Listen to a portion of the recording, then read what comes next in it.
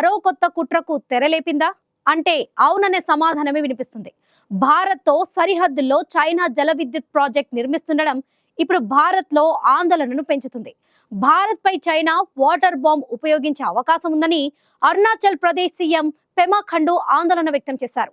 చైనాకు ధీటుగా భారత్ కూడా మరో డ్యాం నిర్మించాలని పెమా ఖండు వ్యాఖ్యానించారు. దీంతో చైనా వాటర్ బాంబ్ ను భారత్ పై ప్రయోగించే యోచనలో ఉందా? ఇంతకు చైనా ప్లాన్ ఏంటనే దానిపై భారత్ లో పెద్ద ఎత్తున చర్చ జరుగుతుంది.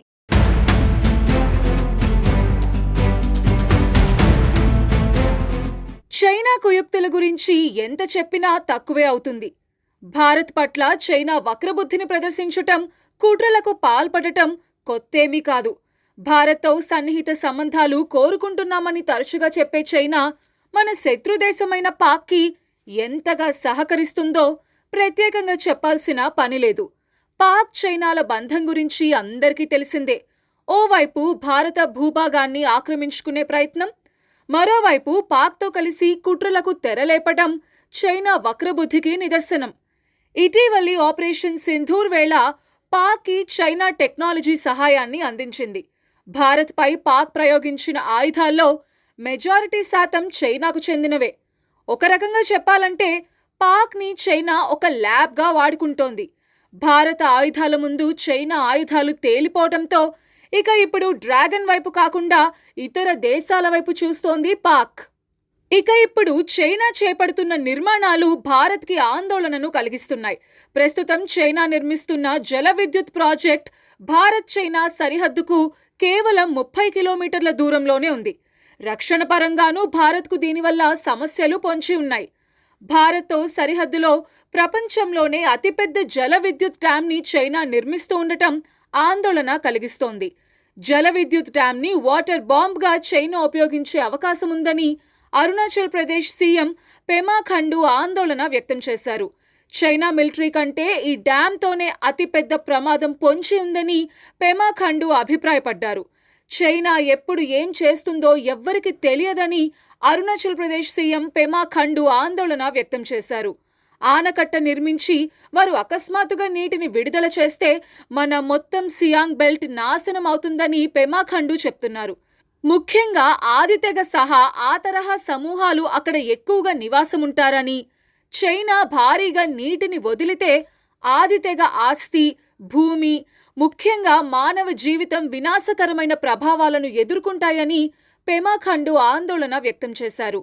అస్సోంలో కూడా బ్రహ్మపుత్ర నది వరద వల్ల భారీ నష్టం సంభవిస్తుందని పెమా ఖండు చెప్పుకొచ్చారు. భారత్పై ప్రతీకారం తీర్చుకునేందుకు చైనాకు ఇదొక ఆప్షన్గా ఉంటుందని, ఎప్పుడైనా చైనా భారీగా నీటిని విడుదల చేస్తే దాని పరిణామాలు తీవ్రంగా ఉంటాయని పెమా ఖండు ఆందోళన వ్యక్తం చేస్తున్నారు.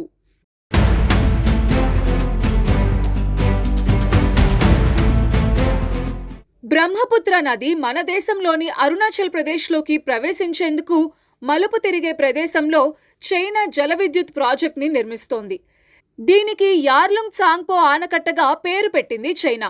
టిబెట్లో యార్లుంగ్ సాంగ్పో నదిగా ప్రసిద్ధమైన బ్రహ్మపుత్ర నదిపై ఈ జల విద్యుత్ ప్రాజెక్ట్ నిర్మాణానికి 2024లో చైనా ప్రభుత్వం ఆమోదం తెలిపింది.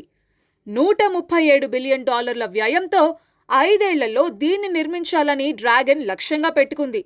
ఇది 60,000 మెగావాట్ల విద్యుత్ని ఉత్పత్తి చేయగలదు. ఈ ప్రాజెక్ట్ సహాయంతో చైనా బ్రహ్మపుత్ర నదిలో జల ప్రవాహాన్ని నియంత్రించగలదు. భారీ మోతాదులో వరద నీటిని భారత భూభాగంపైకి వదిలి విధ్వంసం సృష్టించగలదు. అందుకే దీన్ని వాటర్ బాంబ్గా అరుణాచల్ ప్రదేశ్ సీఎం పెమా ఖండు అభివర్ణించారు. చైనా మిలిటరీ కంటే ఈ ఆనకట్టే భారత్కు అత్యంత ప్రమాదకరమని పెమా ఖండు వ్యాఖ్యానించడానికి కారణం అదే. అంతర్జాతీయ జల ఒప్పందంపై చైనా సంతకం చేసి ఉంటే ఈ డ్యాం వల్ల భారత్కు పెద్దగా సమస్య వచ్చేది కాదని పెమా ఖండు తెలిపారు. ఎందుకంటే ఆ ఒప్పందం ప్రకారం బ్రహ్మపుత్ర జలాలను కొంతమేర తప్పనిసరిగా కిందకు వదలాల్సి వస్తుందని పెమా ఖండు అన్నారు.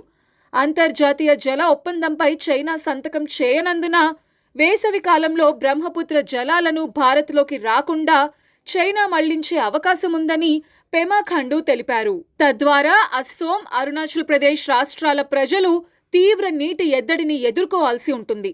వర్షాకాలంలో బ్రహ్మపుత్ర నదికి భారీగా వరద ఉంటుంది. ఒకేసారి పెద్ద మొత్తంలో నీటిని విడుదల చేస్తే మన దేశంలోని దిగువనున్న ప్రాంతాలు ముంపునకు గురవుతాయి.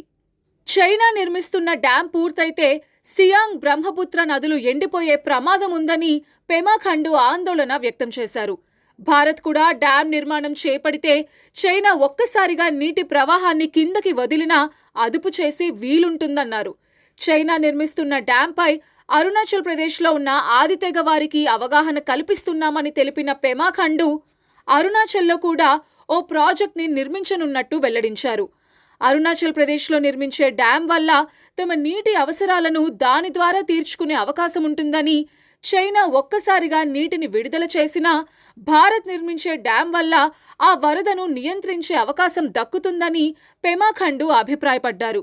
ఒకవేళ భారత్, చైనా మధ్య యుద్ధ పరిస్థితులు తలెత్తితే ఈ ప్రాజెక్టులో నిల్వ చేసిన నీటిని చైనా వాటర్ బాంబ్గా ప్రయోగించే ప్రమాదం ఉంది. చైనా జల విద్యుత్ డ్యాం నిర్మాణంతో భారత్కు ప్రమాదం పొంచి ఉన్న నేపథ్యంలో మన దేశం కూడా మరొక డ్యాం నిర్మిస్తుందా లేదా అనేది చూడాలి.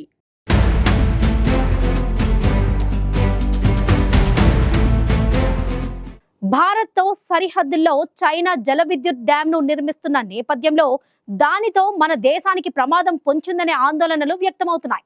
అదే సమయంలో భారత్కు వ్యూహాత్మకంగా కూడా అది ప్రమాదకరమే.